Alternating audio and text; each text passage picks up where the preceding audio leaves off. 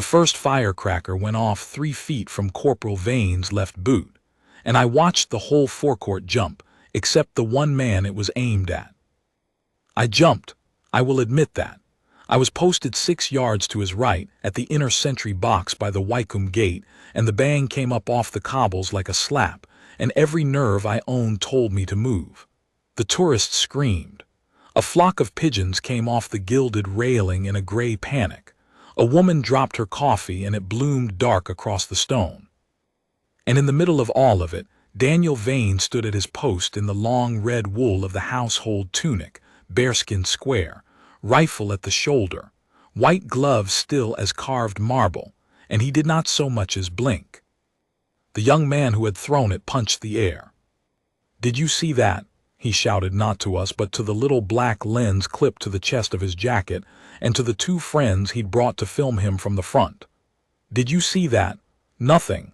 Absolutely nothing. The guy's a statue. He's literally a statue." I had been on the Queen's household detail for 11 years by then, and I had seen the forecourt do everything a public square can do. I had seen a man propose on the cobbles, and a woman faint in August heat, and a coachload of schoolchildren sing off-key under the colonnade. I had seen drunks and dignitaries and grief. But I had not, until that gray morning, seen a man come to our gate with a backpack full of noise, and a plan to harvest a flinch out of someone who wasn't allowed to give him one. His name, I learned it later, the way you learn the name of a storm after it's torn through your week, was Reese Calder. Online he was something else, something with a number after it, a handle that sounded like a brand of energy drink. He had, his friends kept reminding the camera, almost 1 million. 1 million people who tuned in to watch him walk up to people who could not respond and try to provoke the moment a careful man stops being careful. He'd done it to lifeguards. He'd done it to a monastery. He'd done it, the captions would later boast, to the most disciplined men on earth. And now he had decided that the unbreakable line was us, the still men in red at the gate of a palace that, for the record, has stood through 4 reigns of the House of Unlearn and will outlast every handle with a number after it. I want to tell you what was going through my head, but the truth is that my job in that moment was to do exactly what Vane was doing, which is nothing. We are not statues. That is the thing the Calders of the world never understand. A statue feels nothing and so risks nothing. We feel all of it, the bang, the insult, the itch in the spine that begs you to turn, and we hold anyway, because the holding is the whole point. The uniform is a promise that some things in this country do not move when they are pushed. Break that for a firecracker, and you have told every watching child that the promise was hollow. So I held, and Vane, to my right, held like he was made of the same stone as the gate. "Okay, okay," Calder said, and he was grinning now, that bright, hungry grin men get when the first trick lands and they smell a bigger one. He didn't flinch on the small one. "Watch this." He reached into the backpack. I felt my own stomach drop, because I did not know yet what was in the bag, and the not knowing is its own kind of pressure. A sergeant of mine used to say that the worst sound on a post is the sound of a stranger's hand going somewhere you can't see. Calder's hand came out with a fistful of something that looked like a child's birthday, a string of firecrackers, a fat red cylinder, and a chrome air horn the size of a fire extinguisher. "Comment if you think he breaks," Calder told the lens. "I'm saying by the 3rd one he runs." His friend laughed. "20 quid he doesn't even." Calder set off the string. It is hard to describe to someone who has not stood a post how loud a forecourt becomes when the stone throws the sound back at you. The string went off in a ragged, rolling crackle, fast as a heartbeat gone wrong, snapping and skittering across the cobbles, and the smoke came up sharp and gray and chemical, and the whole crowd that had gathered, and a crowd had gathered, the way a crowd always does around a man with a camera and a grin, surged back as one body. A child began to cry. An older man near the railing put a hand to his chest. The pigeons, what was left of them, gave up the railing entirely. I did not move. It is the hardest thing I do, and I did it. In vain I looked at him, I couldn't help it. I cut my eyes to the right without turning my head, the way you learn to in this job. Vane stood in the drifting smoke with the crackers still snapping at the toes of his boots, and his face had not changed by the width of a hair. Eyes forward, jaw level, the chin strap dark against a face that might have been asleep for all the alarm it showed. The smoke wreathed up around the black fur of his bearskin, and he stood in it like a man standing in his own front room. That was the moment the crowd started to turn. I felt it before I understood it. You learn to feel a crowd the way a sailor feels weather.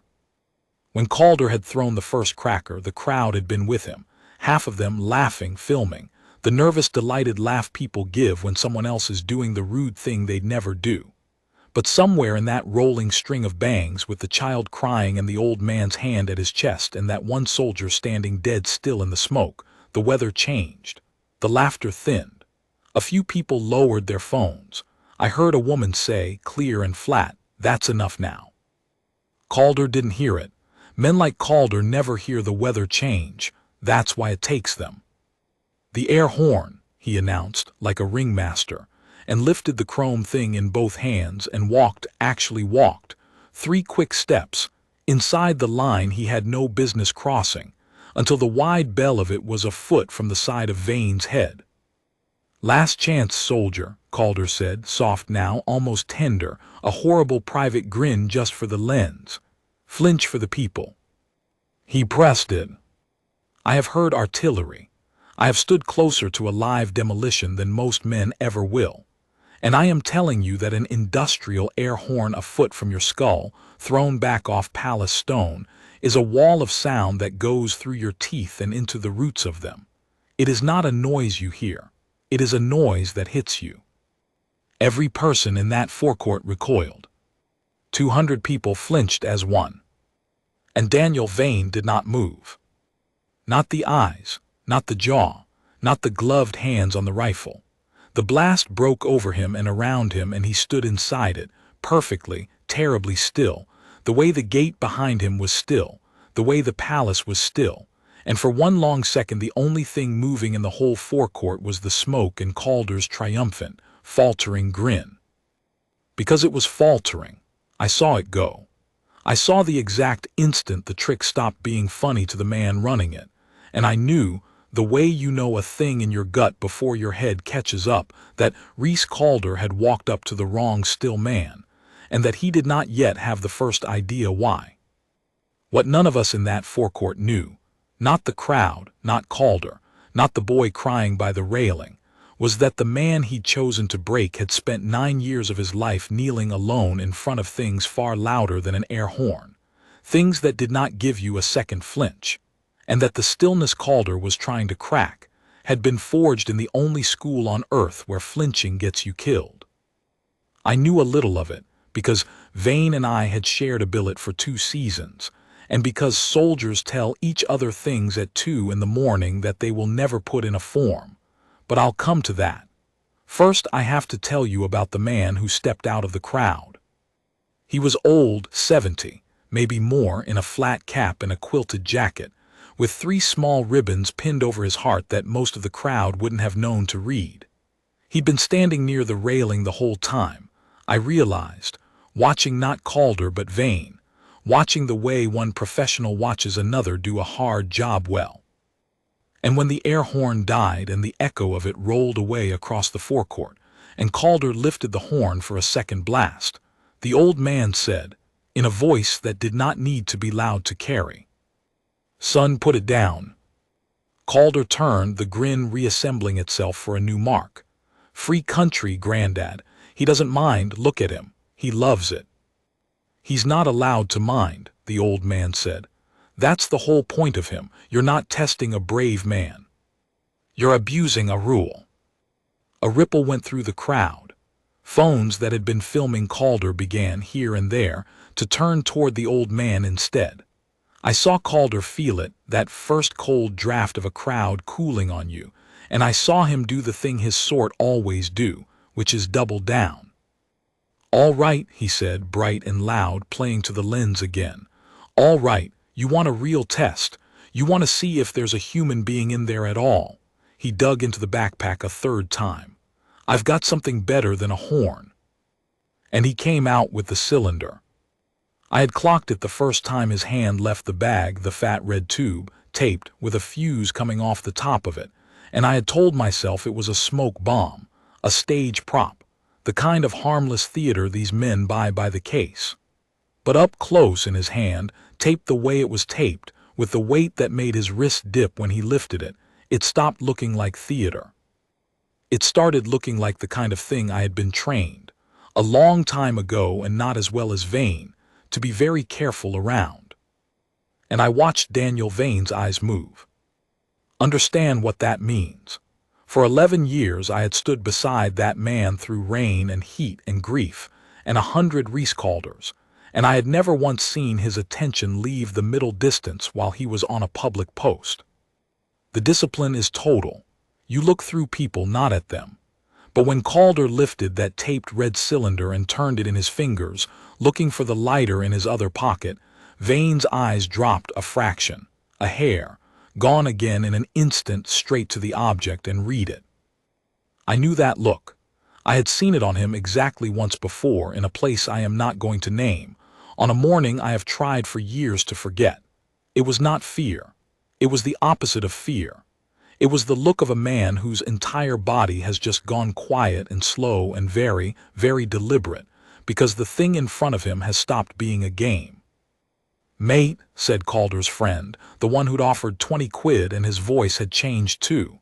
"Mate, maybe not the—" "Relax," Calder said. "It's a smoke flare, it's nothing, it's content." He found the lighter. 3, 2. "Don't light it," Vane spoke. "I want you to feel how impossible that sentence is. A king's household guard at his post does not speak. Not to a tourist, not to a heckler, not to a man with a horn. We have stood and let men scream into our faces and walked our beat around them without a word, because the silence is the discipline, and the discipline is the point. In 11 years I had heard Vane's voice maybe a dozen times, all of it off-duty, none of it on that stone. And here he was, low and flat and absolutely level, 2 words into the smoke. "Don't light it." Calder froze with the flame an inch from the fuse. The whole forecourt froze with him. You could have heard the smoke settle. "He speaks," Calder breathed, delighted, and the grin came back like a tide. "Ladies and gentlemen, he speaks. After all that, the horn, the crackers, a smoke flare gets him. He's scared of a bit of smoke." He laughed up at the colonnade, at the watching windows of the palace, at the 1,000 strangers in his pocket. "What's the matter, soldier? This one too big for you?" "That's not a flare," Vane said. 4 words now. His face had not changed, eyes forward, jaw level, the marble holding, but his voice had a thing in it I had only ever heard from men who had survived the kind of mourning that teaches it. There was no anger in it. There was no fear in it. There was just an absolute, load-bearing certainty, the voice of a man telling you the floor is on fire in the calmest words he owns, because panic spreads and calm saves lives. "It's a flare I bought online for 9 quid, Calder said, but I watched the certainty hit him, watched it crack the grin down the middle. It's overpacked and the fuse is wrong and you've taped a second charge to the base," Vane said, every word landing like a stone set carefully into a wall. "I don't know if whoever sold it to you knew what they were doing. I'm telling you that if you light that fuse in this crowd on this stone, you are going to hurt people, including yourself. Put it on the ground, step back. Do it now and slowly." Nobody laughed. And in the silence that followed, the old man in the flat cap took 1 step forward and looked at the cylinder and looked at Vane, and said the thing that began to turn the whole morning over. "He's right. I've seen that taping before. Son, for God's sake, put it down. That man is trying to save your life." For a heartbeat I thought Calder would do it. The lighter wavered. His friends had gone the color of the smoke. The crowd had pulled back into a wide, frightened ring, and somewhere in it the child was crying again, and a young father was sweeping 2 more children behind his legs, and the woman who'd said, "That's enough now," had her hand pressed flat over her own mouth. But a man who has built his whole self out of a million strangers' attention cannot stand to be wrong in front of them. I have come to believe that is the real sickness of it. Calder looked at the lens on his chest, and then at the crowd, and I watched him decide that backing down was a worse death than whatever was in his hand. "Nice try," he said, and his voice shook even as he grinned. "You almost had me. Ooh, it's a bomb. Classic. You'll say anything to get me to stop, won't you, because the second I make you flinch you're little." "You're standing on it," Vane said. Calder stopped. "The fuse," Vane said, in that same flat, terrible level voice, "is long enough to reach the second charge whether you light it or not if it's been jostled. You've had it in a bag against your back for an hour. You've thrown it on the floor twice today. I watched you. I'm not playing your game. There is no game. I need you to set it on the cobbles here." And his white-gloved hand, which had not left the rifle in 11 minutes of provocation, came off it now and pointed, slow and unmistakable, at a clear patch of stone away from the crowd. "And I need you to walk backward toward me. Not toward your friends, toward me. Right now. And here is the thing that I will remember until I am the old man in the flat cap." Daniel Vane stepped off his post. A king's household guard stepping off his post is not a small thing. It is very nearly the only thing the silence and the stillness exist to prevent. We are relieved from a post. We do not leave it. But Vane brought his rifle down out of the slope and held it safe and crossed 3 yards of cobbles in the long, unhurried stride of a man walking toward, not away from, the worst thing in the square, and the crowd parted for him. And Calder, who a minute ago had been the loudest man in London, took the cylinder away from his own body and held it out from him like it had grown teeth. "Good," Vane said. "On the stone, gently fuse up." Calder knelt and set it down. His hands were shaking so hard the tube rattled on the cobbles, twice, a small dry clatter that I felt in my own chest like a struck match, and for one suspended second I think every soldier in earshot stopped breathing, because a rattle is movement, and movement was the one thing Vane had told him to avoid. I have never in my life wanted so badly to look away and been so unable to. Vane did not so much as tense. "Easy," he said, the same flat, unhurried note he'd used for everything, as if the man weren't holding a lit match over the whole morning. "Set it. Let go of it. Good." His calm was a physical thing. You could feel it spreading out across the cobbles, settling people, the way a steady hand on a panicking horse settles the horse. That, I understood later, was the deepest part of the trade, not just that he didn't panic, but that his not panicking made it impossible for anyone near him to panic either. A man like that doesn't only carry his own nerve. He lends it out. Then Vane said, "You're doing fine. Stand up and walk to me." And the YouTuber who had come to harvest a flinch walked backward into the shadow of the man he'd been mocking, and Vane put one gloved hand flat on his shoulder, not a grab, not a shove, just a hand, the kind of hand you put on a frightened recruit, and steered him another 10 feet clear, and said over his shoulder in a voice that finally rose enough to fill the forecourt, "Everyone moves back. Now, calmly, behind the inner railing, carry the small ones." You, this to me, and I straightened because I knew that tone. I had answered to that tone in another country, in another life. Hadley. Clear the colonnade and get the duty officer and tell him exactly these words.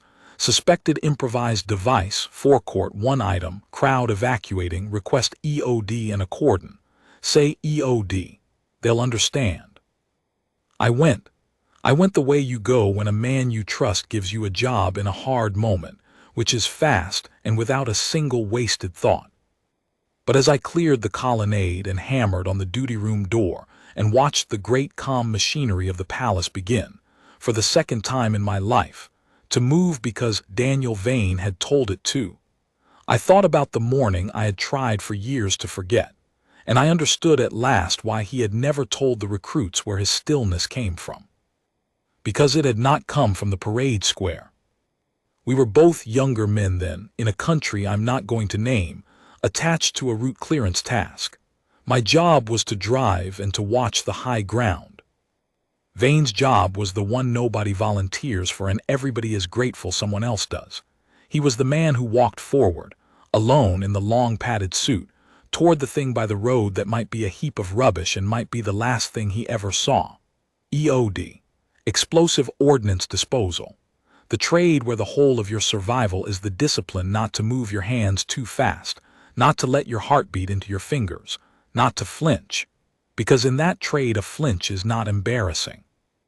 A flinch is the last mistake you make. I drove him out to 9 of them in 2 seasons. I sat in the cab with my hands sweating on the wheel and watched him kneel, alone in the white heat, in front of things built by men who wanted him dead, and take them apart with his fingers, one wire, one pin, one slow breath at a time. I watched him do it 9 times and walk back 9 times, and the only thing that ever changed in his face was that it got quieter. The 9th one, the morning I don't talk about, went wrong in a way that wasn't his fault and cost us a man I loved, and after that Vane put in his papers, and I thought I'd lost him too. The next I heard, he was standing a ceremonial post at a palace gate in the long red wool, and I'd laughed out loud, because of all the men in the world to go and stand perfectly still for a living. It was the one who already knew how. So when Reese Calder set off his string of firecrackers to make Daniel Vane flinch, he was not testing a toy soldier. He was holding a child's noise up to a man who had knelt 9 times in front of the real thing and come back. The flinch Calder wanted had been burned out of Vane in a school where it had to be, by men who were dead now, on a road I still drive in my sleep. The duty officer was already moving before I finished the sentence. Within 90 seconds the forecourt gates were closing, and a calm tide of palace staff was funneling the crowd back and out. And within 4 minutes I heard the particular note of the police EOD unit's vehicle coming up the mall. And through it all, at the dead center of the cleared and silent stone, one figure in red stood facing one taped red cylinder, far enough back to be safe, close enough to watch it, white gloves loose at his sides, the way a shepherd stands between the dog and the flock. He had not, I realized, run from his post. He had relocated the most dangerous thing in his post to a place where it could hurt the fewest people, and then he had stood his ground all over again, this time between the device and 200 strangers. That is what the stillness had always been for. I came back out to the colonnade then, because I could not stand to be inside while he was out there, and I watched the cordon take shape. It is a strange thing to see a public square emptied. 1 minute the forecourt is the loudest place in the city, full of cameras and laughter and a man with a horn. The next it is a wide gray emptiness, the gates closed, the crowd a low murmur pressed back behind the railings, and at the center of it all that one red figure and that one small taped tube, the 2 of them alone on the cobbles like a chess problem with one move left in it. Calder was beside me by then, foil blanket and all, a constable's hand light on his arm, and he kept looking out at Vane with an expression I have spent some time trying to name. It wasn't the grin. The grin was gone for good.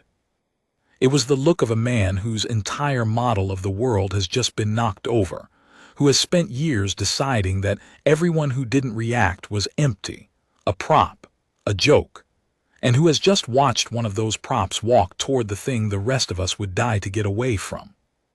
"Why's he just standing there?" Calder said low to no one. "Why doesn't he get back? It's done. He moved it. Why's he standing there?" "Because if it goes off before the team gets here," I said, "he wants to be the one between it and the gate. Not you, not those kids." Him, I didn't look at Calder when I said it. I couldn't. That's the job you came to laugh at. He didn't say anything to that. There wasn't anything to say. And while we waited, and waiting, I have learned, is the part of these mornings that lasts longest in the memory, longer than the bang ever does, I found myself telling Calder something I'd never told anyone outside a billet. I don't know why.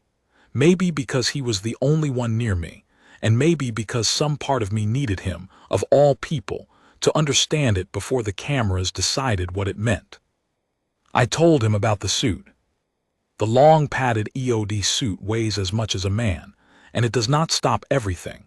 The men who wear it know that, and they zip it up and walk forward anyway, because the alternative is letting the thing kill someone who didn't choose the trade. I told him that the worst enemy in that suit isn't the device. It's your own body, the hammer of your own heart in your own ears, the flood of everything in you screaming run, the animal certainty that movement equals safety. And the whole of the trade, the entire discipline of it, is the slow daily murder of that instinct. Until you can kneel in front of the worst thing, a hateful mind can build and keep your hands as steady as a surgeon's, because steady hands are the only thing standing between a street full of strangers and the headline. He didn't learn that here, I said, nodding out at the still man in red. He learned it where it counted. The parade ground just gave him somewhere to put it. Calder was quiet for a long moment. Then he said in a small voice, I thought it was fake, the standing still. I thought it was a costume. I know you did, I said. So does he. That's why he isn't angry at you. And it was true. I knew it was true even as I said it. There was no anger out there on the cobbles. There never had been. Anger is a kind of flinch, and the trade had taken that from him too. The EOD team came through the closed gate in their dark coveralls, 2 of them, with the unhurried economy of people who have learned that hurry kills. The lead, a compact woman with gray at her temples and the same quiet eyes Vane had, went straight to him, not to the device, and they spoke for a moment too low for me to hear. I saw her glance at the cylinder, and I saw her glance back at Vane, and I saw something pass between them that needed no words, one professional confirming what another already knew. Then she nodded once, and Vane stepped back, and the palace let its own out and let the experts in. And I watched the woman send a small, remote-handled robot trundling across the cobbles toward the thing on the stone. They worked for 20 minutes. I won't pretend I understood all of it. But I understood the end of it, which was the lead tech walking back to where we'd been herded behind the railing, pulling off her gloves, and saying to the duty officer, and to Vane, who stood a pace behind him with his bearskin back on his head, and his rifle back at the slope already somehow. A ceremonial guard again, 3 sentences I have repeated to a lot of people since. It was live, she said.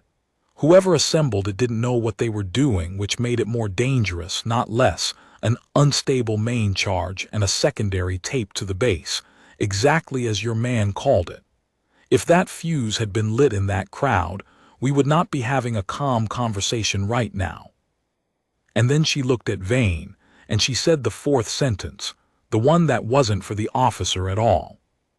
Nice work, Corporal. You haven't forgotten the trade. He didn't answer her the way you'd answer a compliment. He answered her the way one tradesman answers another. You don't, he said. It just gets quieter. Now, I have told you 100 times that the niche of my old friend's life is restraint, that the whole point of the man is that he does not move, does not speak, does not break. So you might expect the climax of this story to be Daniel Vane finally rounding on Reese Calder, finally giving the world the flinch it had been begging for, finally raising his voice and letting 11 years and 9 devices and 1 dead friend come pouring out onto the cobbles in front of a million phones. It wasn't. Vane never said another word to him. He went back to his post. The exposure of Reese Calder was done by other hands entirely, and that, I have come to think, is the part that ought to be told most carefully, because it is the part that actually matters. It started with the old man in the flat cap.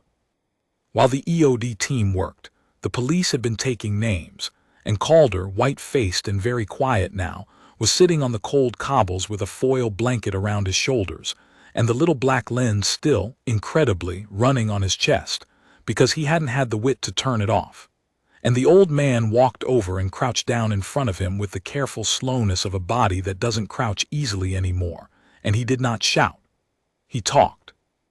I did your trades opposite number for 22 years, he said. Counter-explosives.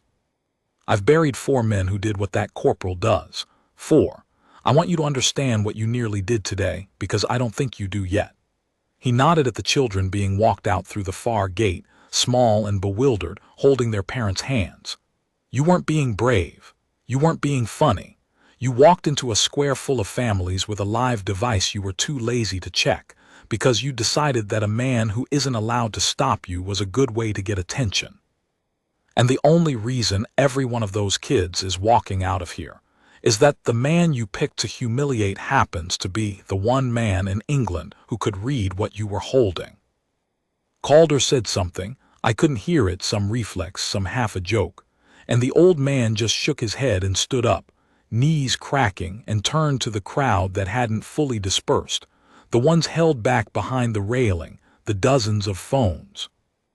This young man films himself tormenting people who have taken an oath not to react, he said to all of them in that carrying parade ground voice. He calls it content. Today his content was a live charge 3 feet from a pram. You all saw it, so did your cameras. He let that land. I'd think hard about what you reward. The crowd, the same crowd that 20 minutes earlier had been laughing at the firecrackers, did the thing crowds rarely do, which is feel ashamed together. The phones that had been pointed at the spectacle turned slowly into a kind of testimony. A young woman near the front was already talking quietly into hers, and I caught the end of it. And I just want to say, I was laughing at the start, and I was wrong, and the man who actually kept everyone safe was the guard he was trying to humiliate. That clip went out before Calder had even stood up off the cobbles. By the time the police walked him to the gate, there were a dozen like it. By that evening there were thousands. Here is what I find worth telling. Calder's own channel, the million followers, the brand with a number after it, was not brought down by us. We never lifted a hand to it. The palace issued 4 flat sentences about an incident safely resolved by police EOD officers and palace staff, named no one, and went back to business, as the palace always does. Vane gave one short statement to his own chain of command and not a single word to a camera then or ever. The fist never came. The rant never came. We did exactly what the uniform promises we will do, which is nothing showy at all. It was the people he'd built his audience out of who finished it. The clips of the firecrackers, which he'd uploaded himself in the days before, proud of them, read very differently once the world knew there'd been a live charge in that bag. The almost a million did the arithmetic the old man had laid out for them, that the whole act, every channel like it, was a man monetizing other people's oath not to fight back. His sponsors were gone by the weekend. His friends, the ones who'd offered 20 quid, posted long apologies and turned on him by Monday. The men and women who actually do the trade he'd been mocking, veterans, bomb techs, a few of the quiet professionals the world never sees, did not threaten him.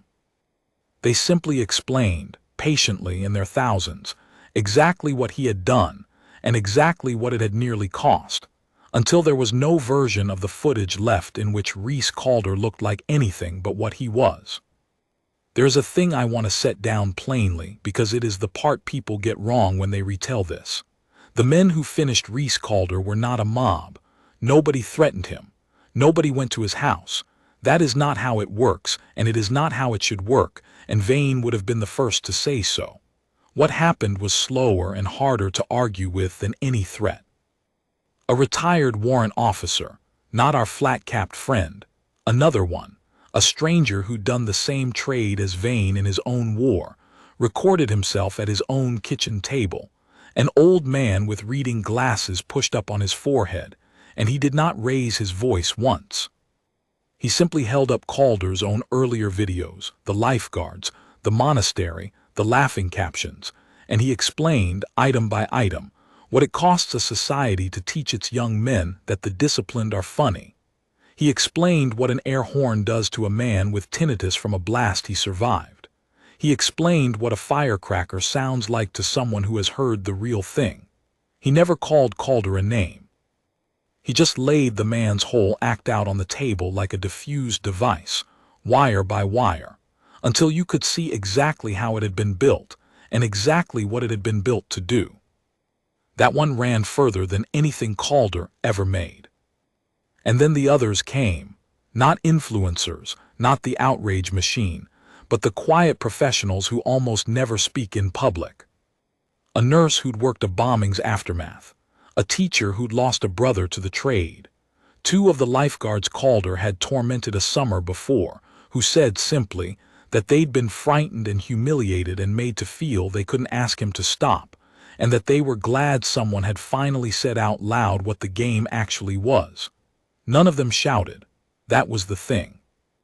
They argued the way the old man in the flat cap had argued, patiently, with the facts, with the dead they'd carried. And against that kind of testimony there is no comeback, no second take, no edit that saves you. He was charged in the end for the device, not for the prank, but for carrying and nearly detonating an explosive article in a public place. I understand he pleaded guilty. I understand he doesn't make videos anymore. I find I don't think about him much. I think about Vane. The day after, I stood my post beside him again at the Wycombe gate, in the long red wool, the bearskin square, the rifle at the slope, the two of us silent in the gray morning the way we are silent most mornings. The cobbles had been washed. The pigeons were back on the gilded railing. A new crowd of tourists stood at the line with their phones, and not one of them knew that the still man in red they were photographing had, the morning before, walked toward the most dangerous thing in the city while everyone else ran from it, and had then put his bearskin back on and resumed standing perfectly still, as though nothing in the world could be more important than holding a line of stone in front of a gate. At the changing, when we were briefly out of the public eye and could speak, I asked him the only thing I'd wanted to ask since the air horn. I asked him how he hadn't flinched. He thought about it for a while, the way he thinks about everything. People believe the stillness is me holding something back, he said at last. It isn't. The trade taught me there's nothing to hold back. You don't fight the bang. You let it happen and you keep your hands where they need to be because the people behind you are counting on your hands and not your nerves. He settled the rifle a fraction. A man set off a firecracker to find out if I was empty inside. I'm not empty. I'm just busy with the part that matters. That's all the stillness ever was.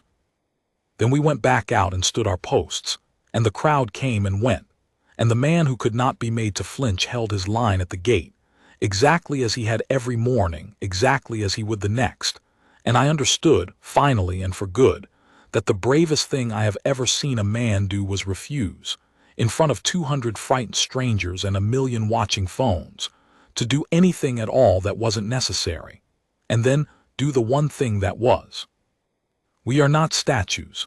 We feel every bang. We hold anyway. And the day the world finds out why, it stops laughing and remembers, for a little while at least, what the stillness was always standing in front of.